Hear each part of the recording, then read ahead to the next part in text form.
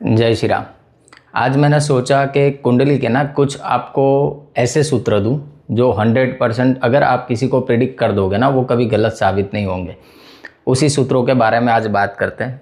3-4 सूत्र हैं वो मैं आपको बताता हूँ। देखो, 100% एक्यूरेट प्रिडिक्शन। सबसे पहला सूत्र, अगर कुंडली में जहाँ पे आपका बुध बैठा है उसको अगर शनि देख रहा है, ठीक है, सैटर्न रिलेशन विथ मरकरी, कैसे होगा ये? शनि की ना 3 दृष्टियां होती। तो सबसे पहले आप चेक करो कि आपका बुध कहाँ बैठा है। मान लो मरकरी यहाँ पे बैठा है, ठीक है। सबसे पहले अगर शनि यहाँ बैठेगा तो नहीं देख पाएगा, बट शनि यहाँ बैठा है 8वें घर में तो अपने तीसरे एस्पेक्ट से बुध को देखेगा, ठीक। शनि यहाँ बैठेगा तो 7th एस्पेक्ट से देखेगा, या शनि यहाँ बैठेगा तो अपने 10th एस्पेक्ट से देखेगा, या फिर शनि उसके साथ बैठ जाए। ऐसे व्यक्ति को ना जीवन में एक बार मरकरी क्या है, स्किन रिलेटेड इश्यू होगा ही होगा, ठीक है। देखो, शनि क्या है ना, शनि बीमारी है, सैटर्न इज डिजीज। अगर वो बुध को इन्फ्लुएंस कर रहा है ना, दैट मीन्स के आपको स्किन रिलेटेड इश्यू आएगा लाइफ में। भले वो छोटा हो बड़ा हो क्योर हो जाए वो अलग चीज़ है, बट लाइफ में एक बार स्किन रिलेटेड इश्यू आप फेस करोगे, नो डाउट। ये कंडीशन बहुत अच्छी है। जब भी शनि बुध को देखता है ना, बुध देखो क्या है ना, बुध आपका बिजनेस है, शनि कर्म है। जब वो आपके बुध को देखेगा आपको ना बिजनेस में बहुत पावरफुल बनाएगा। दूसरी चीज़, ऐसे व्यक्तियों को बिजनेस ही करना चाहिए अगर शनि और बुध का कंजंक्शन बन रहा है। दूसरी चीज़, आपकी बुद्धि दार्शनिक होगी, यानी आपको 100% पता है कि अगर कोई सिचुएशन खड़ी हुई है, कोई प्रॉब्लम खड़ा हुआ है तो मुझे उसमें कैसे एक्ट करना है। ओवरऑल ये ग्रुपिंग शनि और बुध का बहुत ही अच्छा है। सिर्फ एक प्रॉब्लम है, वो प्रॉब्लम मैंने आपको बता दिया, ये स्किन रिलेटेड प्रॉब्लम दे सकता है, ठीक है।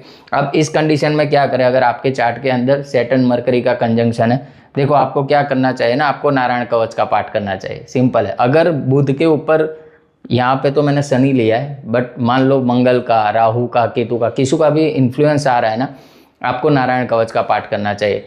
आपका बुध बहुत अच्छे से काम करेगा कुंडली के अंदर। दूसरा सूत्र देता हूं, मंगल देखो मार्स। अगर मंगल कुंडली में 7th हाउस में, वैसे कंडीशन तो बहुत अच्छी है ये, मंगल जिसका भी 7th हाउस में होता है ना, कहने के लिए तो मांगलिक है, बट व्यक्ति की सारी डिजायर फुलफिल होती है। यहाँ पे प्रॉब्लम एक ही है, चाहे खुद का बैठ जाए, चाहे उच्च का बैठ जाए, चाहे मित्र राशि का बैठ जाए, ये व्यक्ति को ना दांतों की प्रॉब्लम देता है। टीथ रिलेटेड प्रॉब्लम्स आएंगे ही आएंगे लाइफ के अंदर, ठीक है। और तीसरा सूत्र जो सबसे इंपॉर्टेंट है, अगर आपका लगन, ठीक है, आपका लग्न प्लस मून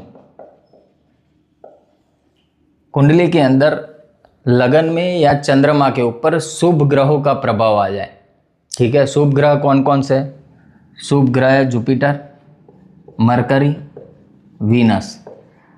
अगर ये लोग कहीं से भी आपके लगन के साथ यानी फर्स्ट हाउस से कनेक्टेड हो जाए, या तो वहाँ पे बैठ जाए या लगन को देख ले, पहली कंडीशन ये। दूसरी कंडीशन, यही लोग अगर चंद्रमा को भी इन्फ्लुएंस करते हैं, लेट्स सपोज एक एग्जांपल लेते हैं, अभी यहाँ पे सैटर्न को भूल जाओ, मान लो यहाँ फर्स्ट हाउस में आपके जुपिटर बैठा है, ठीक है, और उसके सामने ही यहाँ पे चंद्रमा बैठा है।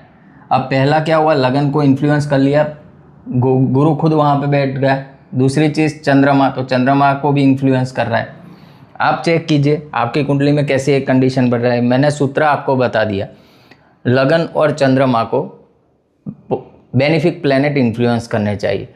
अगर ये चीज़ बन रही है तो आप यकीन मानो, ऐसा जो व्यक्ति होगा ना, ये व्यक्ति दीर्घायु होगा, समझ रहे हो, बहुत लंबी आयु होगी उसकी, जब लगन को बेनिफिक प्लैनेट देख ले और आपके चंद्रमा को बेनिफिक प्लैनेट देख ले।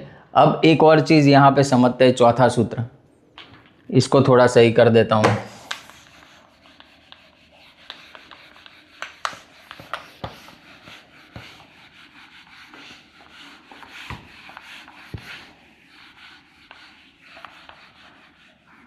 चले 4th सूत्र पे आते हैं। आपका ना 4th हाउस लॉर्ड देखो,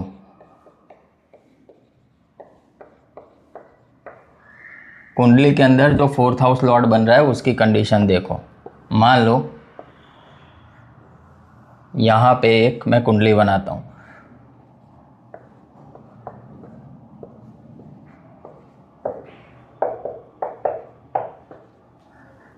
यहाँ पे देखो 4th हाउस लॉर्ड कौन है, मरकरी।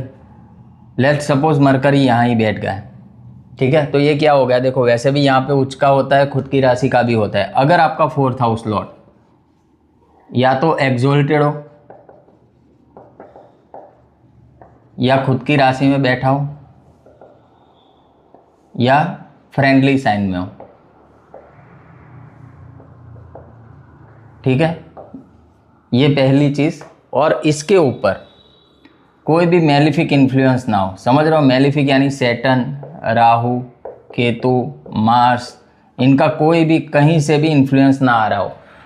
मान लो इसको कोई बेनिफिक प्लेनेट देख रहा है तो और बढ़िया है, बट ये इन्फ्लुएंस नहीं आना चाहिए। ऐसा व्यक्ति सारे सुखों का भोक्ता होता है, जीवन में हर एक सुख भोगता है, भूमि, भवन, वाहन, समझ रहे हो, माता का सुख, अपने बर्थलैंड का सुख, सारी चीज़ें उसको प्राप्त होती है, मल्टीपल प्रॉपर्टीज़ होती है। और सबसे इम्पोर्टेंट चीज़ क्या है, इसकी जो मृत्यु भी होगी ना परिवारजनों के साथ में होगी, भगवान का नाम लेते लेते होगी, ठीक है। तो अगर आपका 4th लॉर्ड अच्छी कंडीशन में है ना, आपके लिए बहुत बढ़िया चीज़ है। अब 5वां सूत्र मैं आपको बताता हूँ।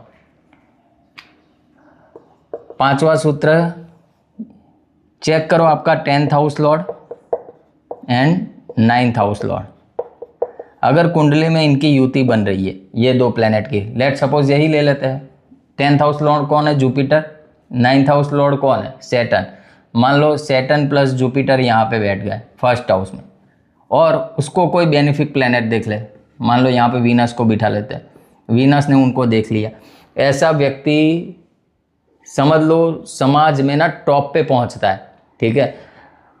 उसका जो कुल है ना वो तो वो जानते ही जानते हैं लोग उसको, बट मान लो वो जिस जगह पे रह रहा है ना, एक बंदा आपको ऐसा नहीं मिलेगा जो इस व्यक्ति को ना पहचानता हो। यानी ये समाज में नाम भी करेगा, और जॉब मान लो मैक्सिमम कंडीशन बन रही है यहाँ पे 99% गवर्नमेंट जॉब की, या तो इसकी जॉब ऐसी होगी कि जहाँ पे उसको अथॉरिटी निभानी हो। अथॉरिटेटिव जॉब्स होती है ना, जैसे हाई प्रोफाइल जॉब्स होती है, कंपनी का CEO हो गया, मैनेजिंग डायरेक्टर हो गया, CFO हो गए, CAO, ठीक है। जो चीफ लेवल की पोजीशन है ना वो ऐसे व्यक्ति को मिलती है, जिसका भी 10th और 9th लॉर्ड साथ में हो और उसको कोई शुभ ग्रह देख ले और कहीं से भी मेलिफिक इन्फ्लुएंस में ना हो।